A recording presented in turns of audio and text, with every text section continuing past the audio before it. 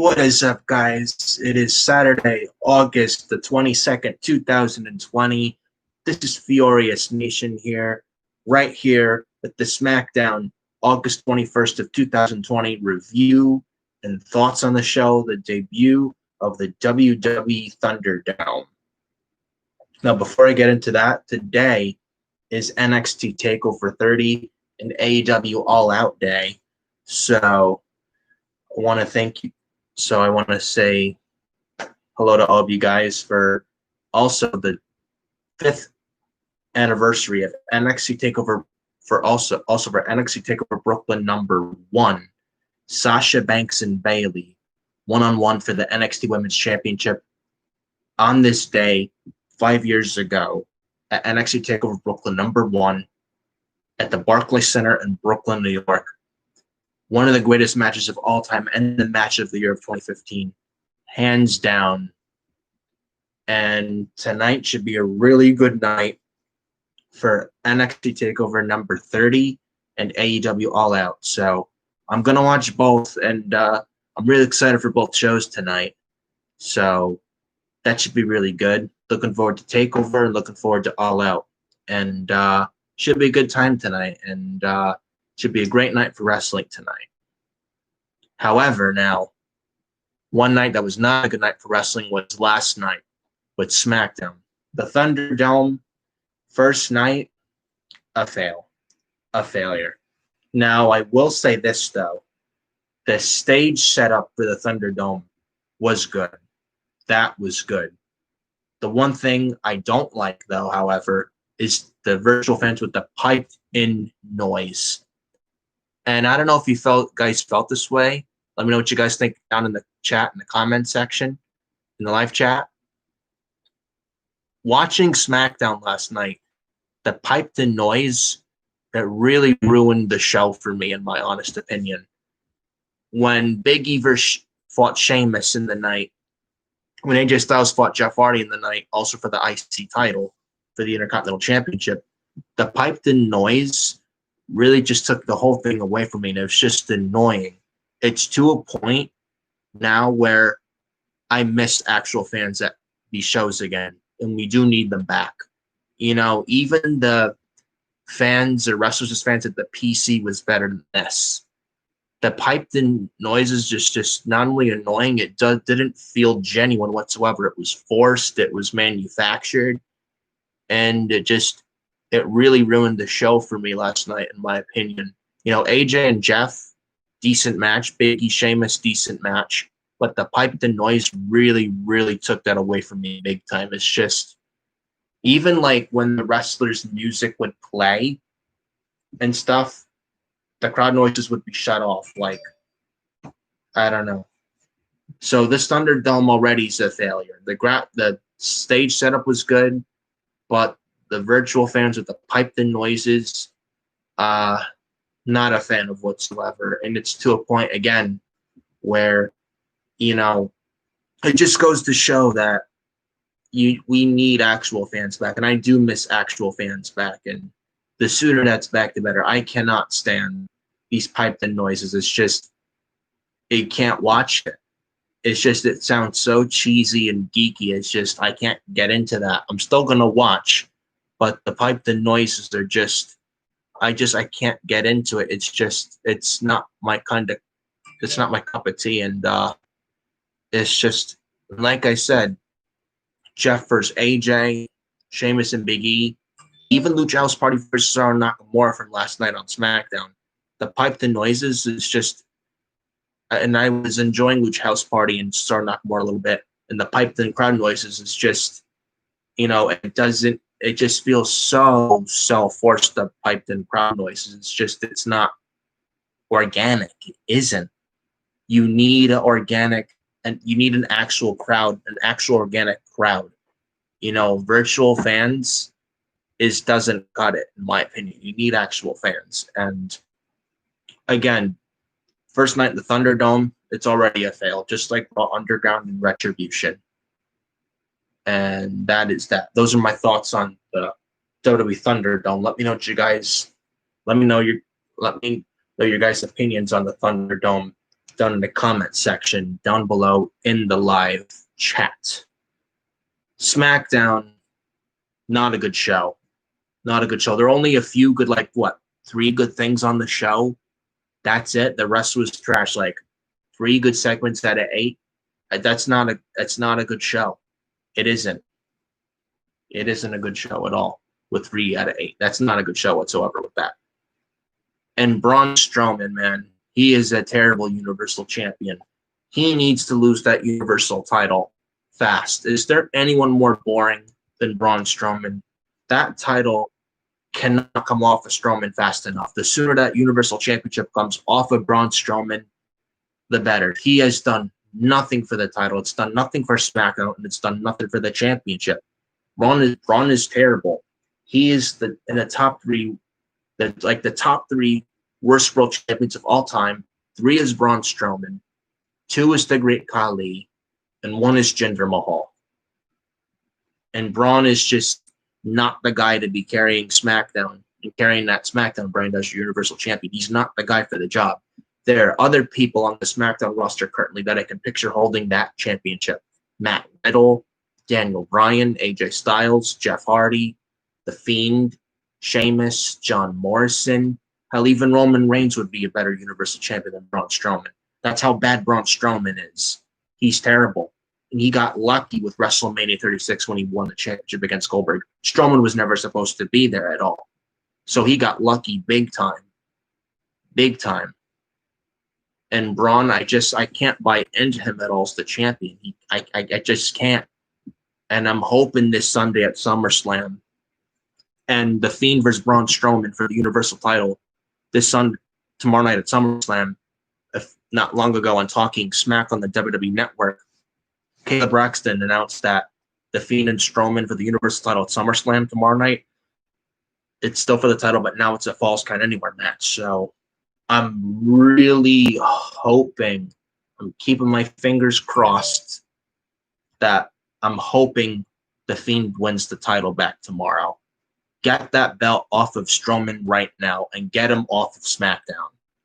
And I know I'm not the only one who feels that way. Let me know what you guys' thoughts on that. Get Strowman, get the title, get the Universal Championship off of Braun Strowman, and get Braun Strowman off of SmackDown and get him off television post SummerSlam. Let me know what you guys think about that in the comment section. I know I'm not the only one who feels that way. So again, let me know what you guys think about that down in the live chat comment section below. We're going to go over SmackDown last night. We're going to go over the entire show. We're going to go over what happened, my thoughts, and all my opinions. And that is what we are doing. Right after this video, a short preview and predictions video, I'm going to go over my SummerSlam 2020 preview and predictions. I'm going to try to get that in as soon as possible, right before TakeOver 30 tonight, NXT TakeOver 30 tonight, because the pre-show for NXT TakeOver 30 tonight starts at 6:30. So I'm going to try and keep the SmackDown review short and sweet for you guys, as well as the SummerSlam preview and predictions video right after this. So look forward to that as well right after the SmackDown review video. So that is that. Don't forget to follow me on Twitter at FioriNick579 over on Twitter. Also follow me on Instagram at NicholasFiori2014. And also you can add me as a friend on Facebook as well. And don't forget to hit the subscribe button and the like button. And remember to hit that bell for all notifications coming from the Furious Nation YouTube channel right here on YouTube. And that is that. Now, let's dive right into SmackDown. Now, the show starts off with Vince McMahon in the ring. Yes, out of touch Vince McMahon in the ring to start SmackDown. Now, Vince is in the ring. He introduces everyone to the Thunderdome, and then the Fiend comes out. And I honestly thought the Fiend was going to come out and give the mandible claw to Vince McMahon. I would have loved that. That would have been a great segment with that right there. But that didn't happen. Then Braun Strowman comes out. And then Braun Strowman comes out. Bald Braun Strowman. he comes to the ring, and then Retribution comes out. The lights are flickering on and off, and then the Retribution group comes out. And then it's a bunch of people, a lot more than 5 people surrounding on the apron, surrounding the ring. And then the Fiend laughs, the lights go out and they go back on, then it's just Strowman by himself in the ring with Retribution. So then Retribution gets in the ring, they beat down Braun Strowman, then the entire SmackDown locker room comes out. It was Chad Gable, Sheamus, Jeff Hardy, AJ Styles, Lucha House Party, Cesaro Nakamura, etc. They run down to the ring to save Strowman from Retribution. Dana Brooke, Lacey Evans, Nikki Cross, they try and help Braun Strowman from Retribution and save him, and try and save him from Retribution as well. And then Retribution retreats afterwards. And then Braun gets back up to his feet in the ring. And then Braun Strowman, he grabs Drew Gulak, he attacks him. Strowman attacks Drew Gulak. And then Braun Strowman attacks Jey Uso, throws him out of the ring. And Strowman walks away and out of the ring and back up the ramp and then back to the back. Now, Retribution kind of ruined the segment for me because Retribution's a failure right now. And I just want them unmasked right now at this point. That's just my opinion. This Retribution to fail so much that I just want them unmasked now. That's how much of a failure this masked Retribution group is right now. Now, Braun Strowman, he's terrible. Now, with Strowman's attack on Jey Uso and Drew Gulak with the towards the end of the segment, now watching this, I think Strowman, I don't know if you guys feel this way, Strowman acted a little bit heelish in this segment when he attacked Gulak and Jey Uso. Now, I don't know if they're going to do a double turn this tomorrow night at SummerSlam with the Fiend turning babyface and Braun Strowman back into a heel. They could go that route. They could. But Braun did act a little bit heelish at the end of the segment. And Braun is dead, but Braun sucks anyways. Now, I don't know if the heel turn would help him, and I still think Braun sucks, but Braun did seem a little bit heelish in this segment. And I guess, and there were rumors not long ago about the Fiend turning babyface. It looks like those rumors could be true. And with Alexa Bliss involved now, and Bliss being the sister Abigail with the Fiend, it could be interesting. It could be interesting. So let me know what you guys think on that. But perhaps we do get a double turn at SummerSlam tomorrow night with Strowman turning heel and the Fiend turning babyface. So that could be a possibility. But let me know what you guys think on that. But this segment I thought was not good because Retribution just ruined it for me. And then Strowman teasing a heel turn. Looks like they are turning Strowman heel and Bray Wyatt babyface tomorrow night at SummerSlam. Looks like they're going that route. But let me know what you guys think on that with the double turn, possibly tomorrow night at SummerSlam with Braun Strowman and the Fiend Bray Wyatt. Then they go to commercial. Then we go back to commercial break. Lumberjack match. Sheamus versus Big E. Now, Big E, that Uranagi counter does in the corner, I like that move of Big E, man. Big E is so good at what he does. Sheamus is no slouch either. But the piped-in noise really ruined this match for me. And then there was one point at the end of the match where Riddle was blindsided on the outside by Corbin. Then all the Lumberjacks brawl. Sheamus, he's easily distracted. They made him look stupid. Then Big E gets a roll up on Sheamus, gets the 1, 2, 3, and Big E defeats Sheamus. Now, I didn't like the ending. The match was okay, but the piped-in crowd noise just took the whole thing away from me. Again, I hate these piped-in crowd noises. It just ruins the entire show for me. I'll still watch, but it's so much better when you have an actual fan crowd there instead of a piped-in fake crowd noise. That's just my opinion. These piped-in crowd noises with the virtual fans with the Thunderdome, it doesn't feel organic or genuine or real. It feels so manufactured and forced. It's just, and it doesn't work. You know, you could have actual fans back at the Amway Center in Orlando, but just have them wear a mask and have social distancing and then have the place be a limited capacity.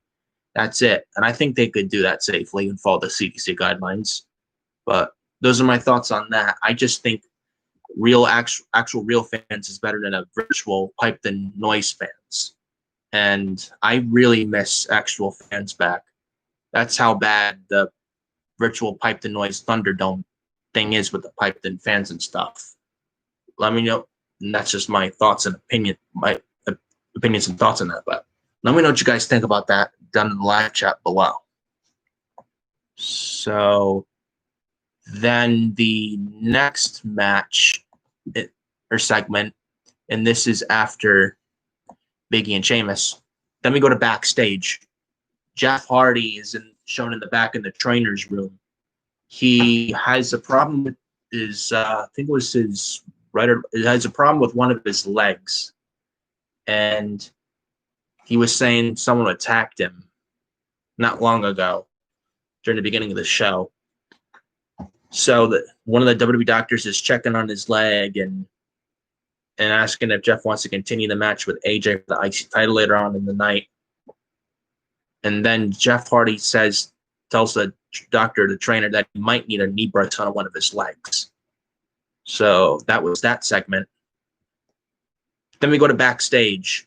Lucha House Party, Kalisto, Lince Dorado, and Gran Metalik are shown backstage walking. Cesaro Nakamura attack Dorado and Metalik from behind. They sneak it. They give him a little cheap shot in the back from behind. And then we go to commercial. Then we go back to commercial. And the next match is for the SmackDown Tag Team Championships.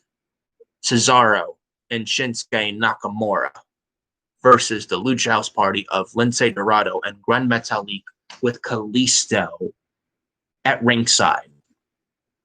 Now, decent little match.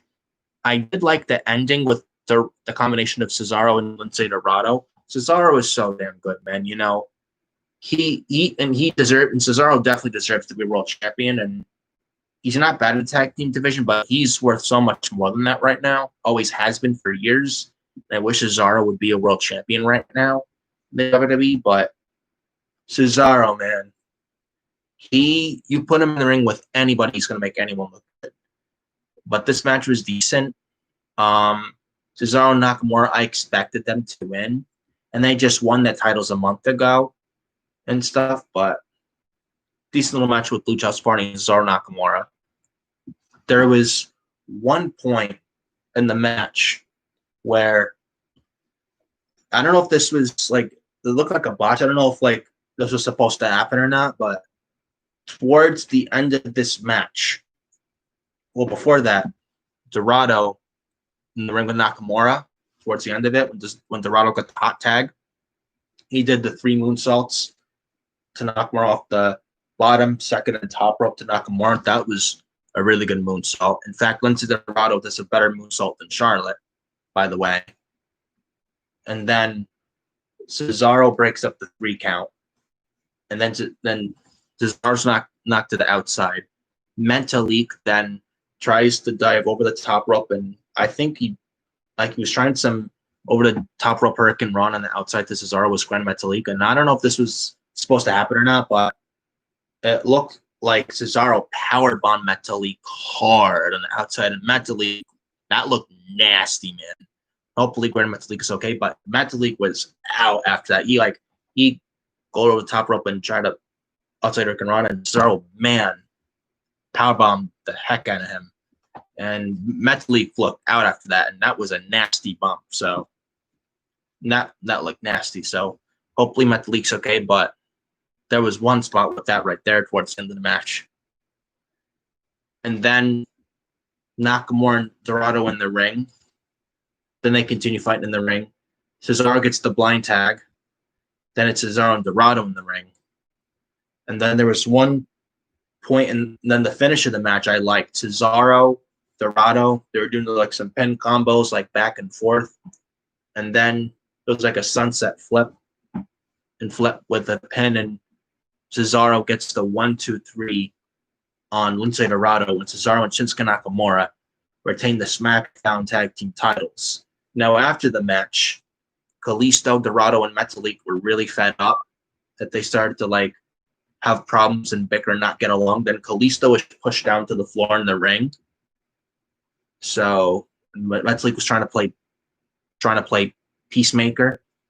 Now I don't know if they're breaking up the Lucha House Party, or maybe not that, but maybe they have Kalisto on his own as a heel, which actually I would not mind, to be honest. I could see Kalisto doing okay for himself as a heel and solo wise in the mid card on SmackDown for the IC title. Kalisto, Jeff Hardy on SmackDown for the Intercontinental title. I would like that. That could be something good. Or even said this on Twitter as well last night. Book it. Kalisto versus Rey Mysterio. Take my money. Whether that's Raw, SmackDown, anywhere, I would definitely watch that. I think that would be a great match right there. A great dream match right there. And both Kalisto and Mysterio look very similar as well, appearance-wise. So let me know what you guys think on that. But decent little tag team title match. Not great, but decent. But again, I think this pipe thing crowd took it away from me, to be honest. But a decent little tag team title match with Cesaro Nakamura versus the Lucha House Party of Lince Dorado and Gran Metalik. And then they go back to Jeff Hardy with his hurt leg. Then they show a replay thing with during the Retribution and SmackDown Superstars or SmackDown Locker Room Brawl. It was shown that AJ attacked one of Jeff Hardy's legs, and it was AJ who attacked one of Jeff Hardy's legs, and that's why Jeff was in the trainer's room trying to care for his leg and all, with one of the doctors or trainers in the back. So that was that. And they showed footage of that. And then Kayla then stops AJ Styles in the hallway and asks him about the incident. AJ says that Jeff Hardy has wasted every opportunity he's had. Styles then walks away and he runs into Bayley and Sasha Banks. And then they clink their titles together in celebration for their awesomeness. So, little interaction there with Sasha and Bayley and AJ Styles. So, yeah. I like AJ and Sasha and Bayley. So, and that was a nice little thing right there. But, anyways, the next thing, and the next week now, this week, Sonya Deville went through a rough thing with some guy breaking into her house and trying to kidnap her. And Mandy was actually there with Sonya when this happened. And I'm glad Sonya is okay after that, and I feel bad for her. And hopefully she's all right and all. I'm glad she's okay and safe from that. And those are my thoughts on that. So then Mandy Rose then turns to the camera and she speaks to Sonya Deville directly. And then Rose says that she chooses to see the good in Deville, and she wants to put all this behind them for good. And that was that. So again, I feel bad for Sonya I feel bad for Sonya Deville of what happened to her this week. And again, like I said, I'm glad she's okay from that kidnapping. I'm glad she's all right, and the guy was arrested. Hopefully that guy's locked up for a long, long time. The guy who tried to kidnap Sonya Deville. Well, because what he did to Sonya when he tried to kidnap her, I think with some Philip guy, but sickening, very sickening. He tried to stalk and kidnap Sonya. Come on. What a loser that guy is. And I'm glad Sonya's okay after that. And I don't know how she's still feeling right now, but hopefully she's all right. And I feel bad for Sonya of what happened to her earlier, back during this week. So those are my thoughts on that. Next segment, Sasha Banks and Bayley. Corey Graves is in the ring. Graves then asks them if they're splitting up. Then Sasha and Bayley both yelled at Corey Graves, no. And then Graves starts to talk about their challenger, Asuka, because Asuka's challenging for the Raw Women's title and the SmackDown Women's title tomorrow night at SummerSlam, respectively. And then Bayley interrupts and then says that Asuka isn't capable of holding 2 titles. Banks then tells Graves that they said on Raw that they're good and will destroy Asuka. Bayley and Banks then get into it of a tiff about who will face Asuka first at SummerSlam. And then Naomi comes out, interrupts, just wants to face both of them tonight. Banks agrees immediately. Then Graves suggested a beat the clock challenge. Naomi asks which one wants to go first.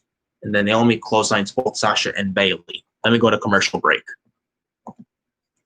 Then after the commercial break, it's Sasha versus Naomi.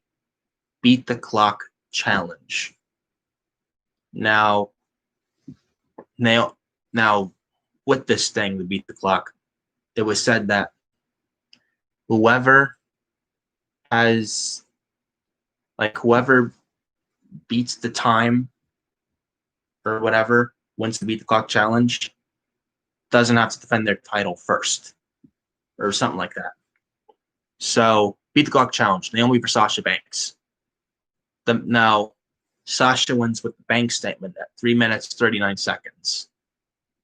So Sasha sets the time to beat 3:39, and then right afterwards Bayley gets in the ring, and before the bell even rings for Naomi versus Bayley, Bayley attacks Naomi and attacks Naomi as Bayley, and then Bayley is still all over Naomi. And Bayley tries a few quick pins, but Naomi keeps kicking out. Sliding clothesline from Bayley, Naomi kicks out. Bayley hits the ropes and then runs right into the rear view from Naomi. Naomi pins Bayley 1, 2, 3. I'm not a fan of Bayley losing twice in 1 week. Now, I think Bayley retains the SmackDown Women's title tomorrow against Asuka, and I think Asuka beats Sasha for the Raw Women's title tomorrow night at SummerSlam. But those are going to be in my SummerSlam preview predictions, either right after this video or tomorrow before SummerSlam. And this is a last-minute decision. I was thinking, because actually it's like 6:11 right now, I don't think I'm going to get this in before TakeOver, to be honest. So I'm thinking about, last-minute change. I'm thinking about doing the SummerSlam predictions tomorrow before SummerSlam. So look out for that. So just let you guys know with that. So yeah, but Naomi versus Bayley and this whole beat the clock challenge stuff. I don't like Bayley losing twice in 1 week clean, and that makes Bayley the SmackDown Women's Champion look weak. And again, Sasha and Asuka and Bayley. I see Bayley beating Asuka and Asuka beating Sasha afterwards. That's my take on that. And yeah, it's just I like Naomi, but Bayley should not have lost here. That's my thoughts on that. I like Sasha and Bayley. I really do, and I'm liking their heel roles a lot lately. But Bayley, I thought, should have won here. And the SmackDown Women's title match, Asuka and Bayley at SummerSlam is going to be first, and then Sasha and Asuka for the Raw Women's title afterwards. So that is that. Let me know what you guys think about that. But I don't like Bayley losing clean twice in 1 week. But that's my thoughts on that. Let me know what you guys think. Then afterwards, Banks is elated. Banks rolls into the ring to help Bayley up. Asuka walks now. Yeah, Naomi wins. Naomi's attacked after Naomi beats Bayley. Sasha and Bayley then beat down Naomi. Then Asuka comes out. She attacks Sasha and Bayley. Then Asuka stands tall and is dancing, and Asuka stands tall at the end of this segment. Now, the next segment, backstage. Now before the next segment, Asuka then says that after SummerSlam she'll be the Empress of every title. I doubt that very much, but that would be something interesting. But I doubt that happens tomorrow night at SummerSlam, to be honest with you guys. Now backstage, the trainer then tells Jeff Hardy, and Jeff Hardy's still with his hurt leg, The trainer then tells Jeff if he can tolerate the pain, and because the trainer said if he can tolerate the leg, then he'll clear Hardy for AJ for the IC title tonight on SmackDown. So Jeff agrees, and we still get the IC title match later in the night with AJ Styles versus Jeff Hardy. Now backstage, next segment, Kayla's backstage. She tries to speak to Sonya Deville, but Deville says she has nothing to say to her. Then Deville says that says she will say what she has to say to the world. Then Dana Brooke comes up and then says she is sorry for everything that Deville went through this week. Deville then says this is nothing she couldn't handle. And then Deville just slapped the shit out of Dana Brooke. It was like, wham. Man, what a slap from Sonya Deville. And I'm liking what she's doing lately, man. Sonya Deville has been killing it lately. And that slap to Dana Brooke, man, what a slap. Oh, man, that was great. But Sonya, I'm liking what she's doing on it. But in all seriousness, guys, I'm liking what Sonya's doing. And I'm liking what she's doing with Mandy. And, I think Sonya is a star in the making, in my opinion. Let me know what you guys think on that. Now, when Deville slapped Dana Brooke right in the face, Deville then mumbles and says that Brooke was disrespectful, and Deville just walks away like a boss with the suit and tie, and that was that. Now, the next segment, right after Sonya slapped the taste out of Dana Brooke. She slapped the taste out of Dana Brooke, man. Next segment, Sonya Deville. So Sonya's on the stage. She has the mic with her, and she speaks her feelings on the mic. So now, Deville's on the stage. She has a mic. Sonya Deville with this promo. This is a good promo. One of the three good things on SmackDown tonight. On last night, from last night's SmackDown. SmackDown Tag Title match, which was decent a little bit. The Sonya Deville promo was good. And decent match with Jeff and AJ. But this segment right here with Sonya Deville was really good. Sonya cut a really good promo here.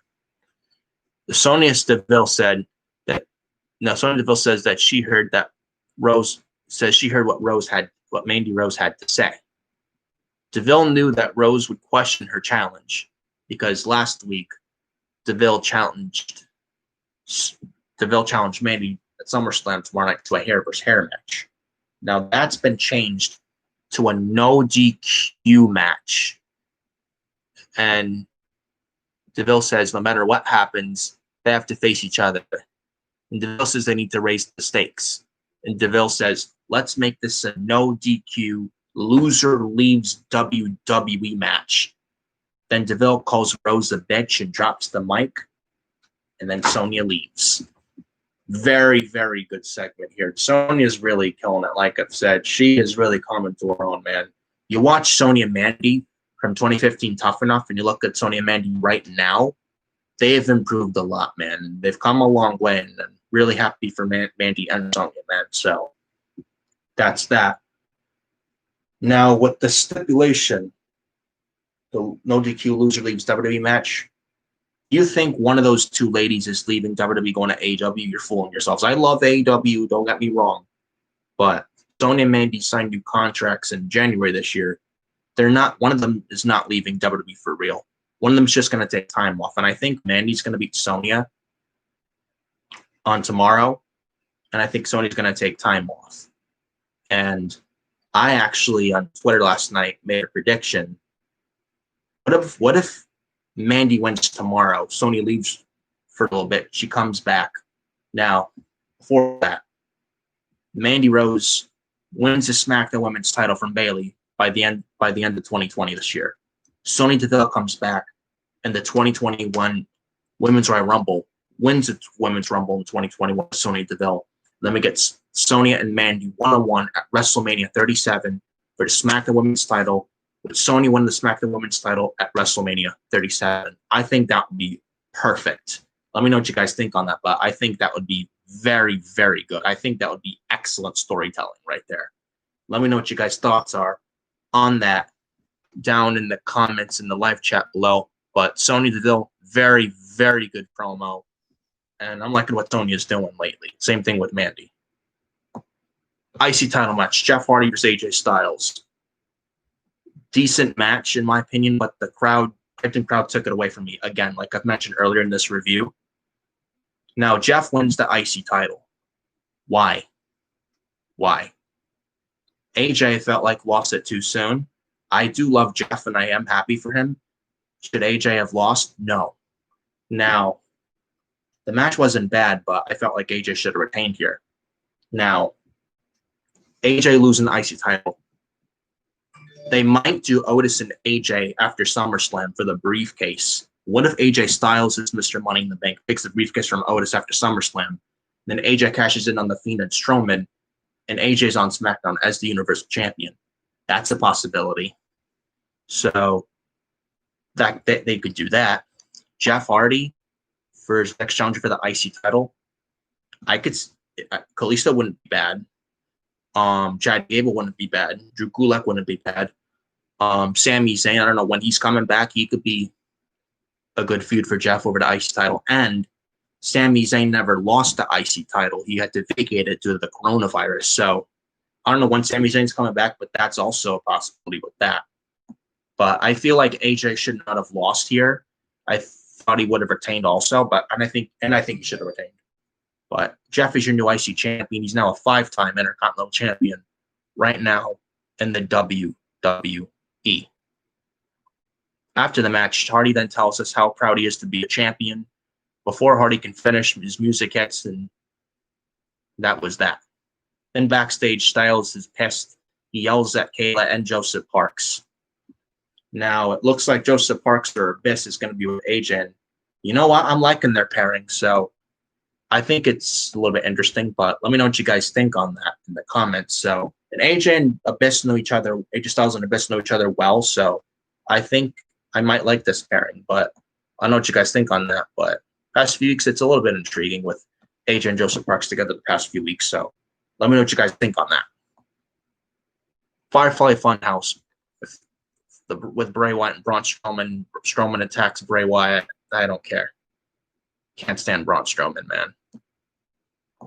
And then following this afterwards, this is the end of the show. Let's finish up right now before I get the hell out of here and get ready for NXT TakeOver 30 right here tonight, very shortly, in less than 10 minutes. End of the show, Braun Strowman attacks Bray Wyatt, and Braun Strowman, typical Braun Strowman crap, he chokeslams Bray Wyatt off some ramp, not stage, but from a staircase into the parking lot on the hard concrete floor off a steep thing. Braun chokeslams Bray off of here into the concrete. Then Bray's taken with the ambulance. Then the ambulance backs up, and then the Fiend appears. And that's the end of the show. I hated the segment, and the show sucked. SmackDown last night sucked. And Braun Strowman is an awful Universal Champion. The sooner that title's off of him, the better. There are other people on the SmackDown roster currently that I can picture holding the Universal title and doing it much, much better than Braun Strowman. Braun is a failure. Braun as your Universal Champion for SmackDown, that's not a good move for SmackDown, man. And he needs to lose that title quickly. And we'll all celebrate when he loses that title. And Sunday at SummerSlam, tomorrow night, Braun can kiss that title goodbye. His reign will not be missed. And I can't wait for Braun Strowman to lose that Universal Championship. He's not title material, and he's not ready, and he was lucky big time. And Braun just doesn't cut it. I'm sorry. He's never going to be title material. He's never going to be ready. There are people currently on the SmackDown roster that are much better than him and that would do the title much better than Braun Strowman. Braun is a failure of a champion, and the title needs to come off of Braun ASAP. And like I said, the sooner that title's off of Strowman, the better. And that is the SmackDown August 21st, 2020 review. Thank you guys so much for joining me right here in the Furious Nation YouTube channel. I'm going to get out of here right now. Get ready in 7 minutes for NXT TakeOver 30 and AEW All Out. Thank you for joining me, guys. for this live SmackDown review video. Hope you guys had fun. I thought we had a good time. I think we had a good time and all, and had fun with you guys, and I thought it was really good all in all. Don't forget to follow me on Twitter at FioreNick579 over on Twitter. Don't forget to follow me on Instagram at NicholasFiore2014. You can also add me as a friend on Facebook as well. Don't forget to hit the like button, subscribe button, and remember to hit the bell for all notifications. And I will see you later on for the NXT TakeOver 30 review. Should be a really good show with NXT TakeOver 30 tonight. I expect a really good show with NXT TakeOver 30 tonight. And I will see you all later tonight for NXT TakeOver 30. Thank you guys so much with the SmackDown review. And I will see you later on right here tonight, August 22nd, 2020, for WWE NXT TakeOver number 30. And thank you guys so much for joining me right here on the SmackDown review.